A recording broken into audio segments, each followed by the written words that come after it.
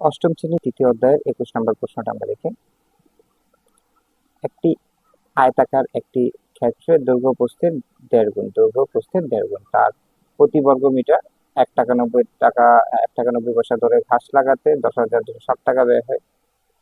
প্রতি মিটার 2.5 টাকা ধরে ওই মাঠের চারিদিকে বেড়া দিতে মোট কত টাকা ব্যয় হয়? তো সর্বপ্রথম আমাদের এই যে প্রথম লাইনটা আছে, এই প্রথম লাইন থেকে এর আনুমানিক দৈর্ঘ্য এবং প্রস্থের পরিমাপটা বের করতে হবে। তো প্রথমে আমরা কি লিখব? মনে করি আয়তাকার ক্ষেত্রের প্রস্থ। এখানে আমরা প্রস্থ শুধু এক ধরতে পারি, অথবা বা মানে ক ধরতে পারি, অথবা এই যে এই দেড়ের ভগ্নাংশ এড়াতে আমরা 2 ক ধরতে পারি। 2 ক মিটার ক্ষেত্রে দৈর্ঘ্য,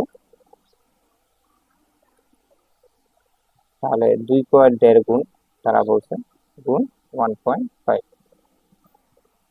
মিটার। তো এটাকে আমরা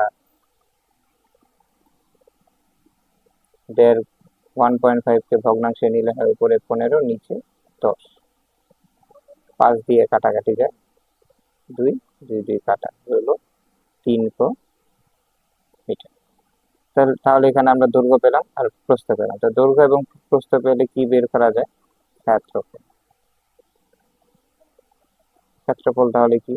দৈর্ঘ্য 3 ক গুণ 2 ক একক বর্গ মিটার, কত?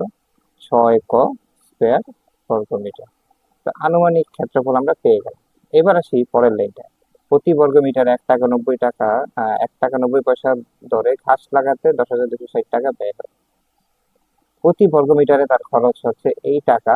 এই সম্পূর্ণ আয়তাকার ক্ষেত্রটার মধ্যে ঘাস লাগাতে খরচ হইতেছে 10,260 টাকা। এর মানে কি, এই 10,260 টাকা যেই আয়তাকার ক্ষেত্রের পিছনে খরচ হচ্ছে, সেই আয়তাকার ক্ষেত্রের ক্ষেত্রফলের পরিমাণটা এর মধ্যে আছে।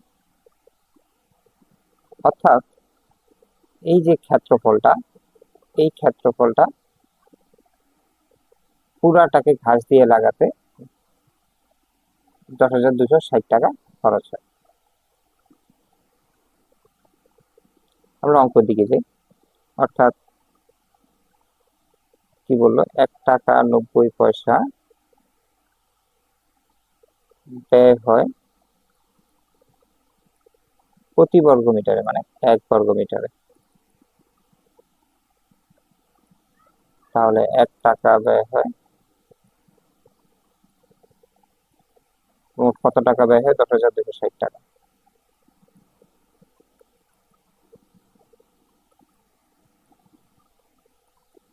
1 টাকা 90 পয়সা বর্গ মিটারে। তাহলে ক্যালকুলেটারে হিসাব করে দেখবা 5,400 বর্গ মিটার। অর্থাৎ এই 5,400 বর্গ মিটার, যেটা অ্যাকচুয়ালি 6 ক স্কয়ার কে রিপ্রেজেন্ট করতেছে, এটাকে সম্পূর্ণ ঘাস লাগাতে 10,260 টাকা খরচ হয়। তাহলে আমরা বলতেই পারি প্রশ্ন মতে 6 ক স্কয়ার সমান সমান 5,400। এই 6 ক স্কয়ার ক্ষেত্রফল আর এই 5,400 সেম। ক স্কয়ার 5,400 বাই 6, 900। অর্থাৎ ক স্কয়ার সমান সমান 900,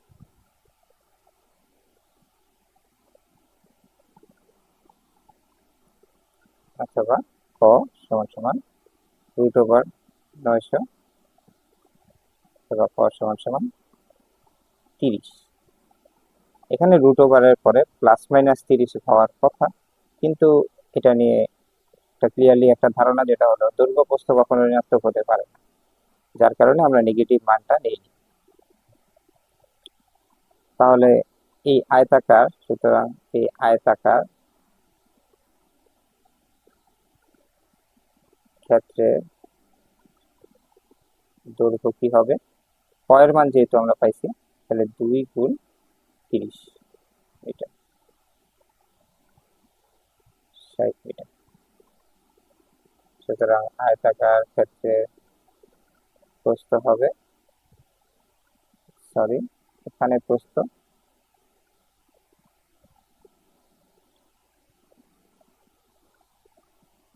এখানে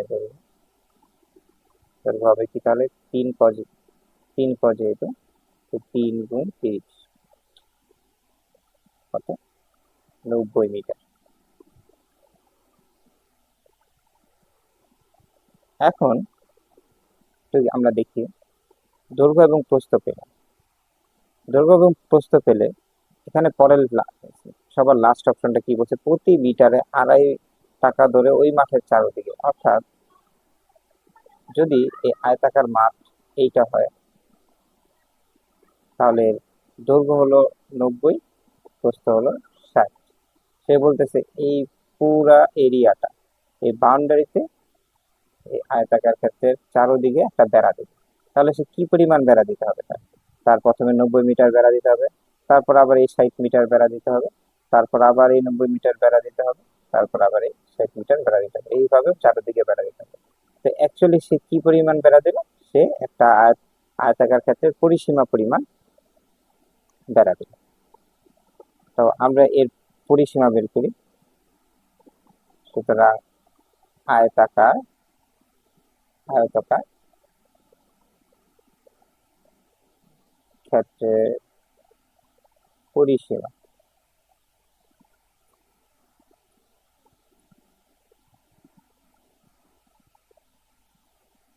তিরিশ যোগ, সরি, 60 যোগ 90 মিটার, 150 মিটার,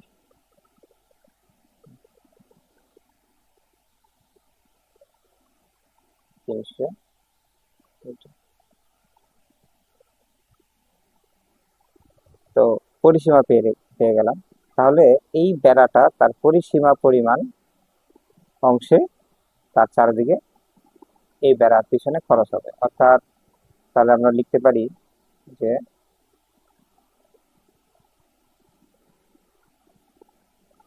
1 মিটার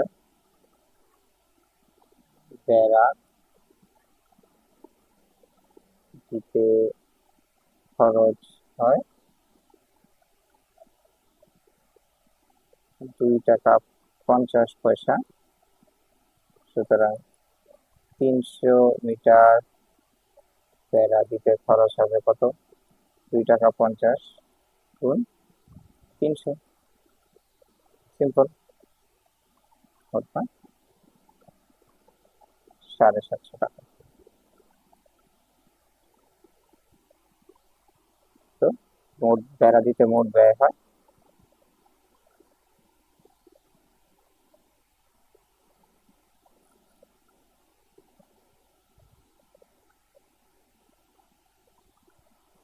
750 টাকা।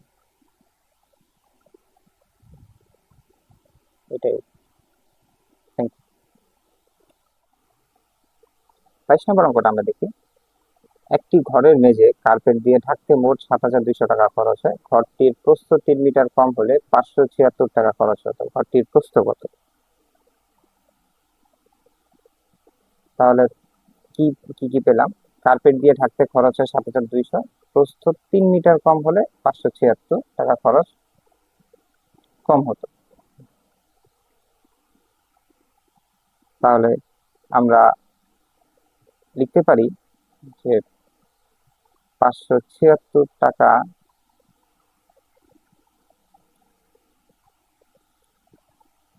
খরচ হয়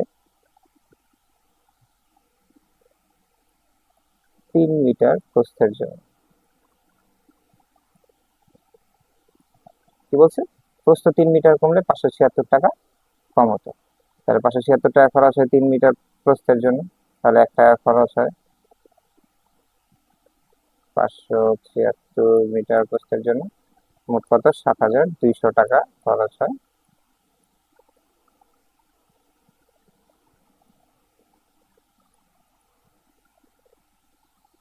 কাটাকাটি করলে আসবে 37.50 মিটার। তাহলে নির্ণয় প্রস্থ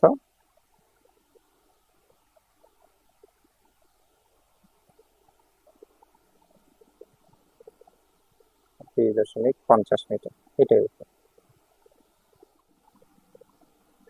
23 নম্বর অঙ্কটা আমরা দেখি। 80 মিটার দৈর্ঘ্য এবং 60 মিটার প্রস্থ বিশিষ্ট একটি আয়তাকার বাগানের ভেতরে 4 মিটার প্রশস্ত একটি পথ আছে। প্রতি বর্গ মিটার 7.25 টাকা করে ওই দরে ওই পথ বাগানের খরচ কত? তো আমাদের কাছে দৈর্ঘ্য এবং প্রস্থ দুটোই আছে। তো সর্বপ্রথম আমরা কি করব, লিখে ফেলি কি কি দেওয়া আছে। বাগানটির দৈর্ঘ্য দেওয়া আছে, দৈর্ঘ্য কত? 80 মিটার। আর কি দেওয়া আছে? এবং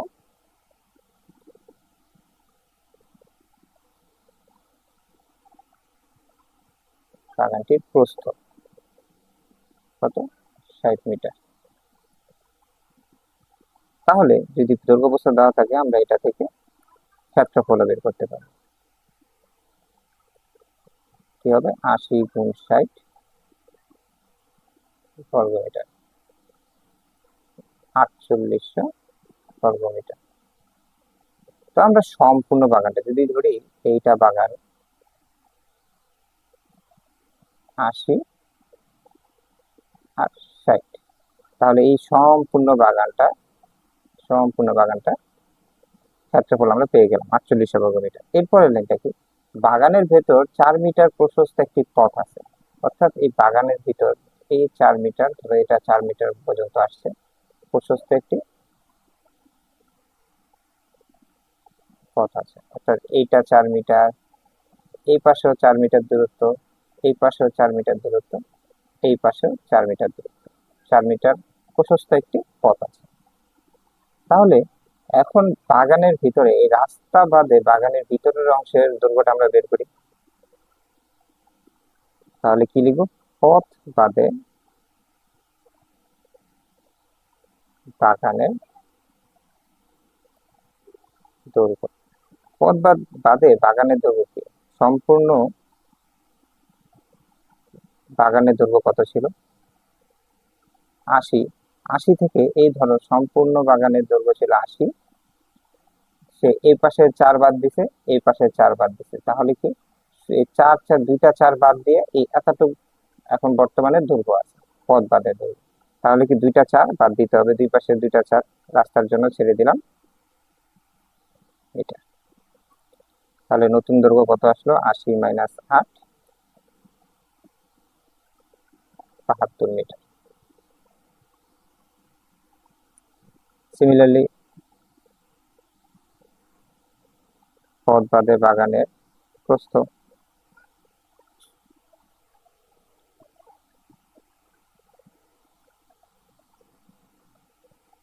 60 বিয়োগ এই যে 60 যদি হয় তার সম্পূর্ণ বাগানের প্রস্থ, সেখান থেকে 4 আর এই 4, এই 4 আর এই 4 বাদ দিলে বাকি যতটুকু থাকে সেটাই এখন বর্তমানে রাস্তা বাদে বাগান। তাহলে দুইটা 4 এটার মধ্যে বাদ দিলাম, মাইনাস 8,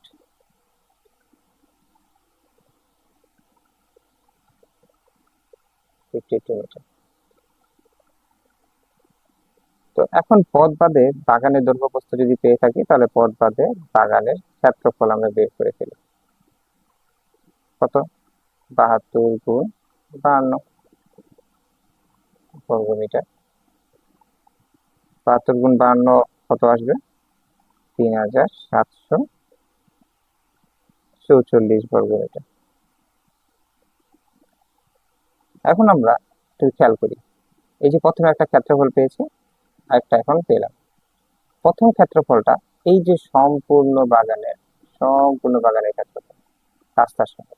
দ্বিতীয় ক্ষেত্রফলটা শুধু ভিতরে, রাস্তা বাদে ভিতরের যে ফাঁকা জায়গাটা বা বাগানটা আছে, এই বাগানের ক্ষেত্রফল। এখন সম্পূর্ণটা থেকে যদি আমরা এই মধ্যেরটা বাদ দিই, তাহলে কি আমরা শুধু রাস্তার ক্ষেত্রফল পাবো না? শুধু রাস্তাটা রয়ে যাবে না? তাহলে আমরা শুধু রাস্তাটা বাদ বের করি। সুতরাং পথের ক্ষেত্রফল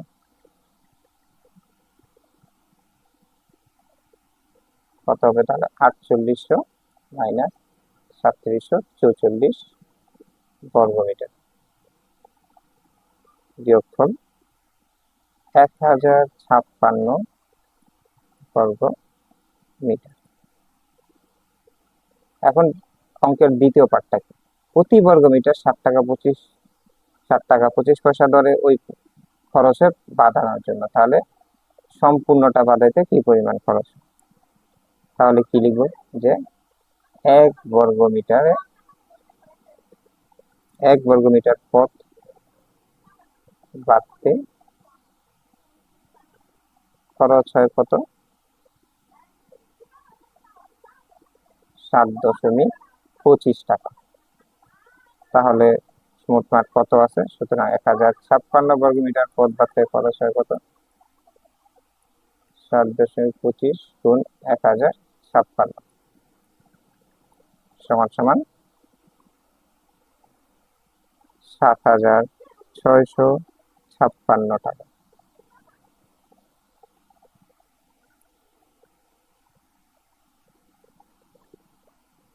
তাহলে বলতে পারি পথ বাঁধানোর খরচ 7656 টাকা। এটাই উত্তর।